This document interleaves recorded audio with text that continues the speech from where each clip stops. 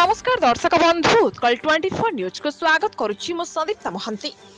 रथ पाई रास्ता जनसमुद्र बालेश्वर सप्तम वर्ष रेमुणा श्री श्री स्वप्न ज्योति जगन्नाथ मंदिर कमिटी आनुकूल्य रथ यात्रा महासमारोह पालित हो जाइछि।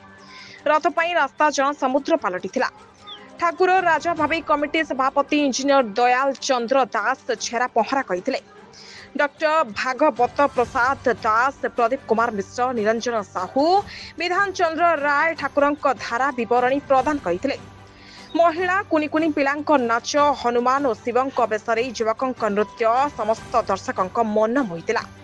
रेमुणा विधायक गोविंद चंद्र दास उपस्थित रही रथ टणारी सामिल होइतिले।